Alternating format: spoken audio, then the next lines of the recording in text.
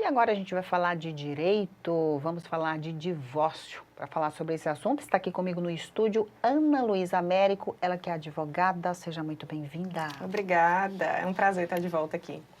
Direito da família é um assunto que gera muitas dúvidas, doutora. Sim. Primeiramente, explica para a gente o que a gente precisa pensar no momento que existe o divórcio do casal. Então, o primeiro conselho que eu dou por experiência é procurar um advogado especialista em direito de família, porque nesse momento o emocional está muito envolvido, né? Então, às vezes as pessoas podem tomar decisões que vão prejudicá-las lá na frente, talvez na partilha de bens, enfim. Então, é sempre bom, de início, você já procurar um advogado que seja especialista na área para que ele possa te trazer uma segurança e para que você possa tomar uma decisão mais acertada. Até mesmo para orientar, né? Porque quando a pessoa toma essa decisão de se divorciar, o casal ali tem muitas coisas por trás disso, né? Tem filhos, tem bens, tem uma série de coisas, né? Sim, exatamente. Quando envolve filhos é ainda mais complicado, né? Porque aí você tem que levar em consideração também os direitos dessa criança, eu acho que é primordial, né? Dentro desse divórcio.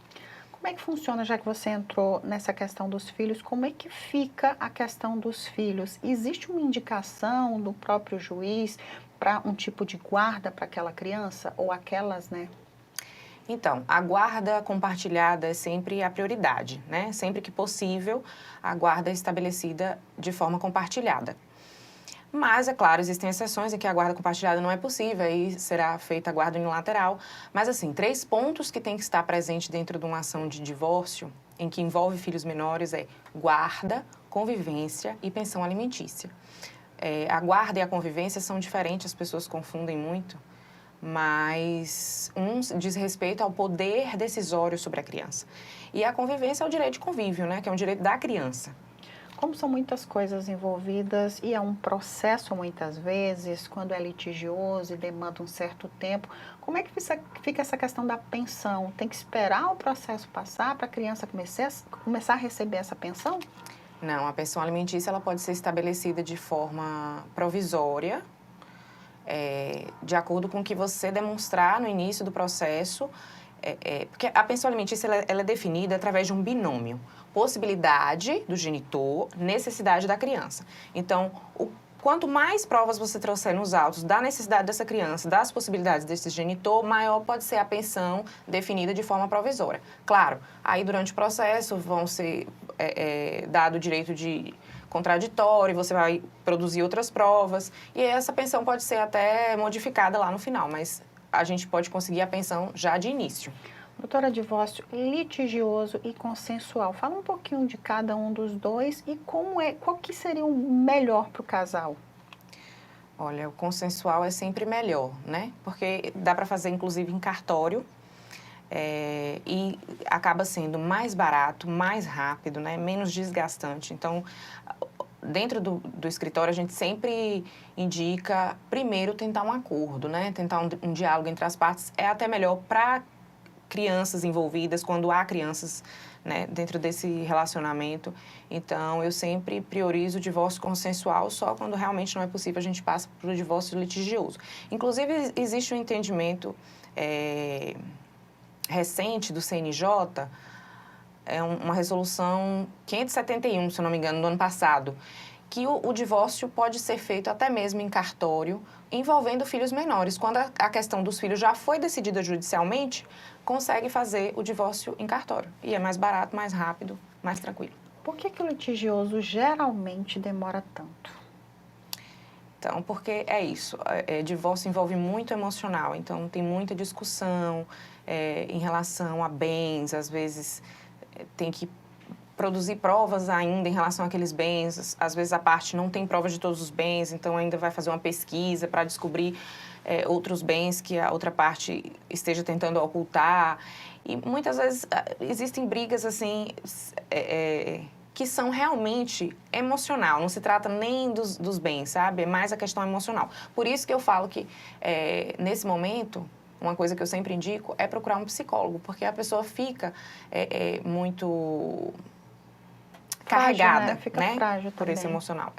Quando a gente fala em partilha de bens, como é que funciona essa questão da partilha de bens? O que a esposa, o esposo vai ter direito? Como é que funciona isso ou é muito individualizado? Então, isso aí vai ser definido pelo regime de bens que foi adotado no momento do casamento. O mais comum no Brasil atualmente é a comunhão parcial de bens, e aí serão divididos os bens a partir do casamento em diante, né? Os bens anteriores ao casamento não entram na partilha, não vai entrar, por exemplo, Herança, né? herança, doações, não vai entrar. Agora, se for uma comunhão universal de bens, todos os bens vão entrar nessa partilha, né? Que é menos comum. E tem também a separação total de bens, que pelo próprio nome já diz, não há divisão desses bens. Existe também um outro tipo de divisão, que é a participação final nos aquestos, mas não é muito usado ultimamente, sabe? Tem algumas particularidades muito parecidas com a comunhão parcial, mas está em desuso. Quando a pessoa não é necessariamente casada no papel, mas convive com aquela pessoa durante muitos anos, ela também tem os mesmos direitos? Sim, no caso da união Né? estável, né? A união estável ela é equiparada atualmente ao casamento em comunhão parcial de bens, né? Então, todos os direitos que se tem dentro de um casamento em comunhão parcial de bens se tem numa união estável. A gente vai só fazer o reconhecimento quando não há já uma união estável feita em cartório, porque você também pode fazer, né? Aí você vai fazer um reconhecimento dentro desse processo e uma dissolução. Mas funciona basicamente como uma comunhão parcial.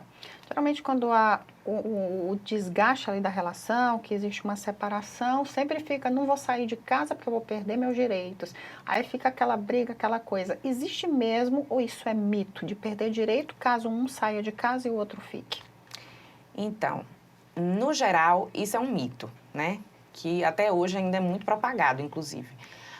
A pessoa não vai perder os direitos simplesmente porque saiu da casa, né? Existem casos específicos em que talvez a pessoa pode conseguir um uso capião, mas isso quando a saída é injustificada, depois de muito tempo. Então, existem casos específicos que podem influenciar essa saída da casa.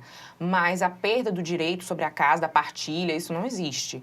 Mas o que eu indico sempre nesses casos? Você primeiro procurar um advogado, até para poder sair. A não ser que seja uma questão de emergência, às vezes é uma questão de preservação física, psicológica, então, entendeu?